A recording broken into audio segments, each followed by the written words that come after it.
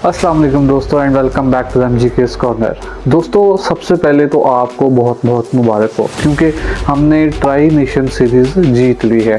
बहुत बड़ा मार्का मारा हमने क्योंकि इस सीरीज़ के अंदर जो है वो बहुत बड़ी बड़ी टीमें हमारे सामने थी, UAE, अफ़गानिस्तान और फिर हम द लेजेंडरी टीम हम भी वहाँ पे थे। और कल हमने अफ़गानिस्तान को जो है वो फाइनल में हराया है और बहुत ही भाई कुदरत के निज़ाम ने ना एक दफ़ा फिर हमें ज़लील और रुसवा होने से एक दफ़ा फिर बचा दिया। ऐसी परफॉर्मेंसेस ऐसी through out the tri nation series ऐसी ज़बरदस्त परफॉर्मेंसेस दी हैं कि भाई हम खुद देख के शर्मिंदा हो रहे थे कि हम खेलने ही क्यों गए हैं।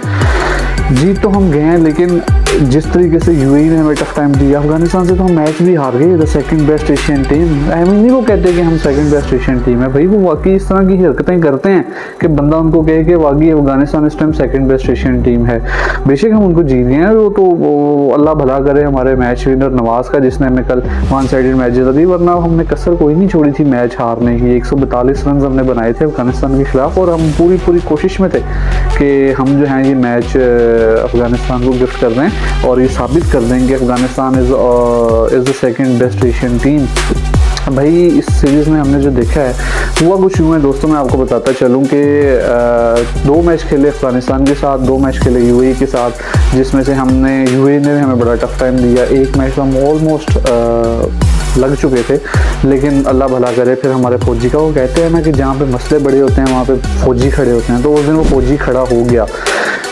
फ़खर जमान उस दिन चल पड़े, साथ नवाज़ अगेन द मैच विनर, उसने कुछ थोड़ी बहुत 35-37 रन उसने भी बना दिए और फिर हम एक डिसेंट एक रेप्यूटेबल टारगेट तक पहुंच गए। अदरवाइज़ हमारे 71-80 के अराउंड जो है वो 5 आउट हो चुके थे और हम लोग पूरी कोशिश कर चुके थे कि आज एक और बहुत बड़ा अपसेट करने जा रहे हैं हम, लेकिन फिर शुक्र है अल्लाह का कि हम बच गए। वो कह रहे हैं ना कि कुदरत के निज़ाम ने हमें एक दफ़ा फिर ज़लील और रुसवा होने से बचाया। तो अदरवाइज़ हम UAE से भी हम हारने वाले थे। अफगानिस्तान तो वैसे हम एक मैच हार गए हैं और उन्होंने तो हमें ऐसा लिताड़ के रखा हुआ ना कि भाई जब वो हमारे सामने आते हैं तो ऐसा लगता है कि जैसे वो बोले नहीं करा रहे, वो गोले फेंक रहे हैं और हमारे बैट्समैन जो है ना, वो हमारे जो बैटर्स हैं उनके पास कोई डिफेंस नहीं होता उन गोलों से बचने के लिए।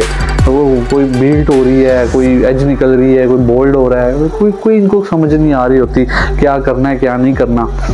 बहरहाल अच्छी बात ये कि ट्रॉफ़ी हम जीत गए हैं, फाइनल हम जीत गए हैं जैसे तैसे करके। वो once a wise man said तो मेरा मैच विनर है, तो वो फिर मैच विनर ने जो है वो कल साबित करके दिखाया। मैच नवाज़ ने ख़त्म कर दिया था 2 ओवरों में उसने मैच पहले 2 जो उसने ओवर करवाए हैं ना, उसमें उसने 1 रन दिया, 4 आउट दिए हैं, 1 हैट्रिक उसमें थी, भाई उसने मैच वहाँ में ख़त्म कर दिया था।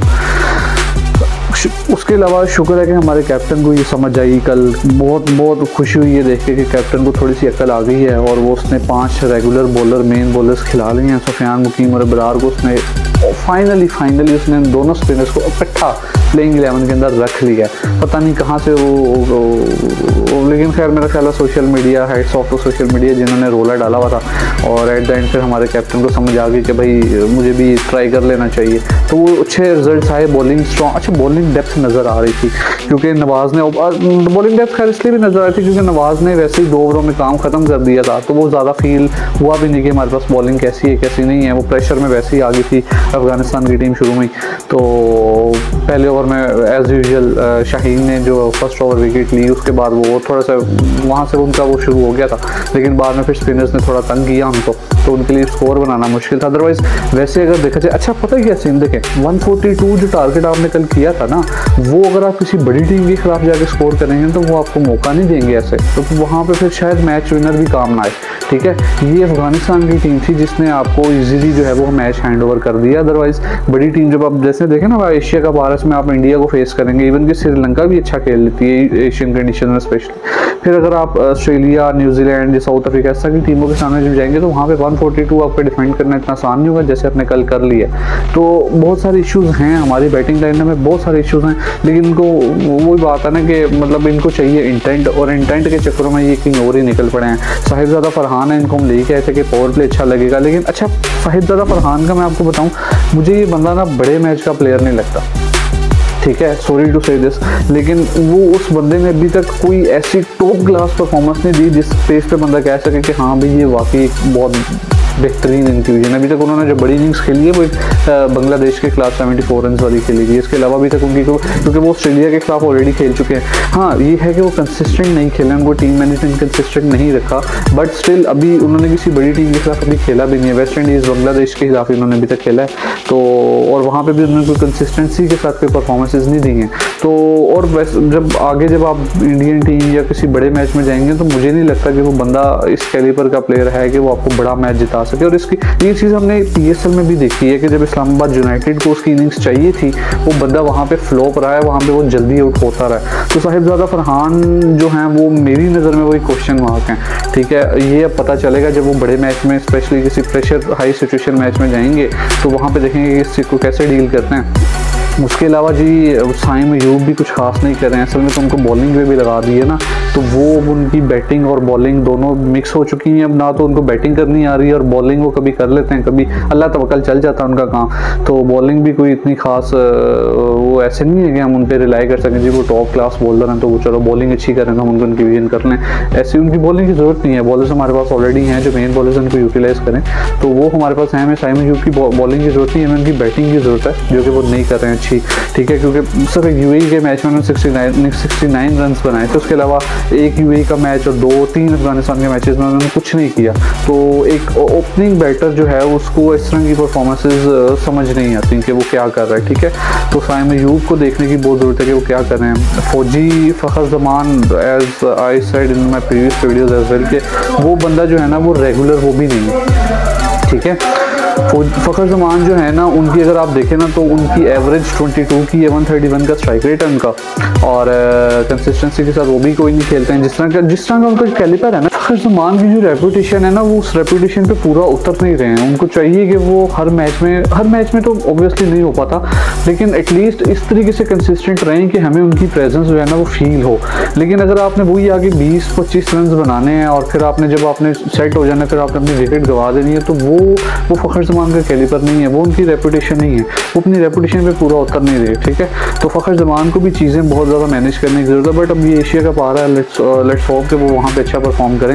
अगर नहीं करते तो मेरा ख्याल है कि अब उनकी इंक्लूजन में भी क्वेश्चन मार्क है, बिकॉज उन्होंने जो UAE के अगेंस्ट जो इनिंग्स खेली थी ना 70 रन वाली, 70 समथिंग रन वाली, वो एक अच्छी इनिंग्स थी, बिकॉज वहाँ पे हमें उसकी ज़रूरत थी, क्योंकि और कोई प्लेयर था नहीं, 5 तो आउट हो गए थे। फिर वो फ़खर ज़मान और नवाज़ ने इनिंग्स बिल्ड की थी, तो वहाँ पे फ़खर ज़मान की इनिंग्स की ज़रूरत थी, तो वो उन्होंने वहाँ पे अकॉर्डिंग टू द सिचुएशन बड़ी अच्छी इनिंग्स खेली।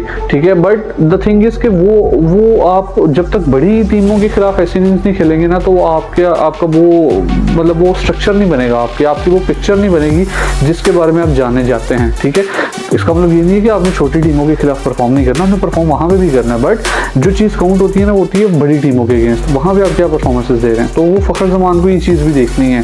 ठीक है, उसके बाद हसन नवाज़ है, हसन नवाज़ ठीक है, बीच उनके स्टार्ट और पहली दफ़ा वो UAE में खेल रहे थे, तो वो सिचुएशन कंडीशन हाँ वैसे ही है कि उनको थोड़ा सा अभी ऐसी ट्रिकी सिचुएशन में, ट्रिकी कंडीशंस में उनको थोड़ा टाइम लेना चाहिए। कि जैसे कल उन्होंने राशिद खान को एक छक्का मारा, उसी ओवर में वो दोबारा उसको हिट करने चले गए और फिर वो कैच हो गया।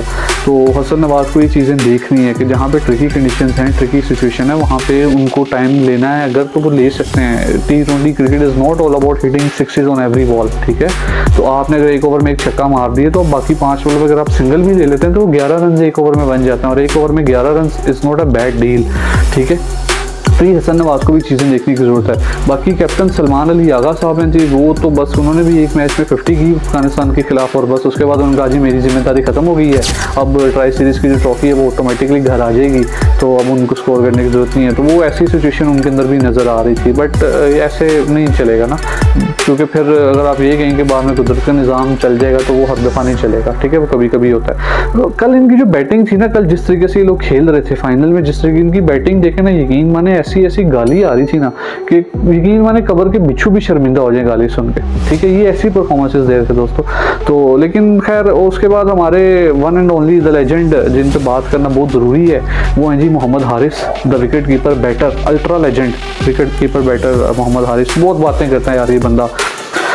सीरीज़ से पहले वैसे तो ये बात अब पुरानी हो गई है, but I was waiting for the tri nation series to complete, क्योंकि मैं चाहता कि एक दफ़ा सीरीज़ हो रही इस बंदे की परफॉर्मेंस देख ली जाए, फिर उसके बाद इस टॉपिक पे बात की जाए। सीरीज़ से पहले उन्होंने एक इंटरव्यू दिया था जी एक पॉडकास्ट में, उन्होंने इनसे सवाल हुआ कि बाबर आजम को अपना स्ट्राइक रेट इंप्रूव करने की ज़रूरत है, तो भाई साहब जो थे ना वो उछल के बोले जी बिल्कुल ज़रूरत है, बिल्कुल उसको स्ट्राइक रेट इम्प्रूव करना चाहिए। भाई तुम क्या कर रहे हो? स्ट्राइक रेट से ज़्यादा नहीं इम्प्रूव करना, तुमने कुछ नहीं करना।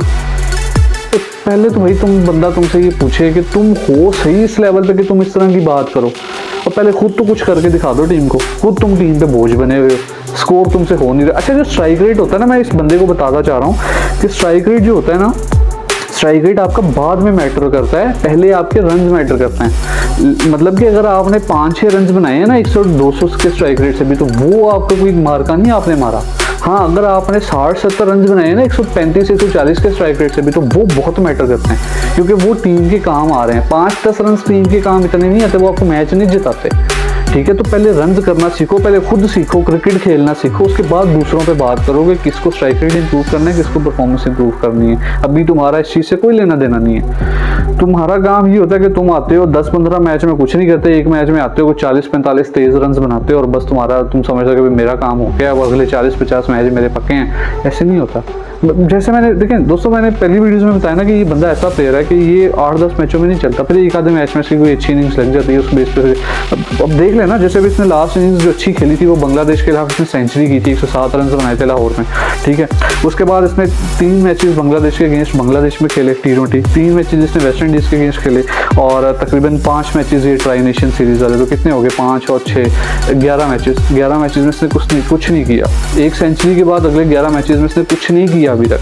वही 1-2 रन इसने बनाए हैं, 5-10 रन बनाए। इससे टीम नहीं जीतेगी। तो भाई इंटरव्यूज़ दो, बहुत शौक है। मतलब जब बंदा फेम में आ जाता है ना, फिर बंदे को होता है कि मैं इंटरव्यूज़ दूँ ना, तो तुमने देने तुम दो, लेकिन ज़रा ना अपना लेवल देखो, उसके बाद जवाब दो इंटरव्यू में।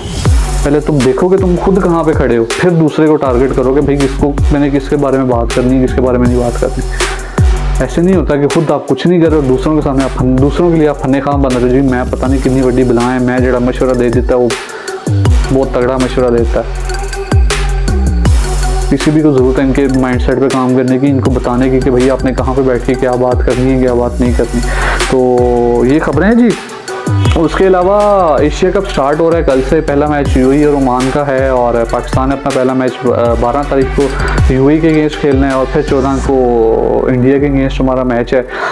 आई होप सो कि एशिया कप में चेंजेस हों, बिकॉज जिस तरह की हमारी बैटिंग हुई है ट्राई नेशन सीरीज़ में, मुझे उम्मीद नहीं है कि एशिया कप में बहुत अच्छी परफॉर्मेंसेज आएंगी बैटिंग की तरफ से। स्पेशली अगर मोहम्मद हारिस की बात करें, तो मैं तो ये समझता हूँ कि this would be an absolute disgrace to this cricket अगर मोहम्मद हारिस इन सब परफॉर्मेंसेज के बाद भी एशिया कप खेलता है। ठीक है, तो उनको रिप्लेस करने की बहुत ज़रूरत है। मोहम्मद हारिस की जगह इस टाइम पे एशिया कप में नहीं बन रही। बाकी लेट्स सी कि क्या बनता है, बिकॉज हमारी टीम जो है वैसे भी समझ रहे हैं कि हमने एशिया की सेकंड बेस्ट टीम को। अच्छा, किसी दूसरे को कहने की ज़रूरत नहीं है, हमारी टीम खुद ये चीज़ एक्सप्लेन करती है कि Afghanistan is the second best Asian team. कैसे?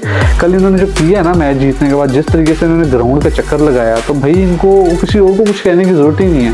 ये खुद ही साबित कर देते हैं कि एशिया की कौन सी टीम बेस्ट है, कौन सी नहीं है। मतलब अफगानिस्तान के से आप मैच जीत रहे हैं और आपका ये माइंडसेट है कि आप पूरे ग्राउंड का चक्कर लगा रहे हैं। ये वो माइंडसेट है, इंटेंट, ये वो पॉजिटिव इंटेंट है जिसकी आकिब जावेद बात करते थे कि जी हमने पॉजिटिव क्रिकेट खेलनी है, हमने एग्रेसिव क्रिकेट खेलनी है। ये एग्रेसिव माइंडसेट था। कुछ सोचें यार, कुछ करें। मतलब बड़ी बड़ी टीमें बहुत आगे निकल गई हैं, और आप बहरहाल जी दुआ करते हैं एशिया कप में ये लोग अच्छा परफॉर्म करें। उम्मीद बैटिंग की तरफ से नहीं है, बॉलिंग फिर को थोड़ी बेहतर नज़र आ रही थी कल जिस तरीके की परफॉर्मेंस हुई है, बट स्टिल 140-130 रन जो है ना, ये बड़ी टीमें आपको डिफेंड करने नहीं देंगी, वहाँ पे आपको स्कोर भी बनाना पड़ेगा। तो होप फॉर द बेस्ट। अगली वीडियो में दोबारा मिलेंगे, तब तक की इजाज़त दीजिए। अल्लाह हाफ़िज़।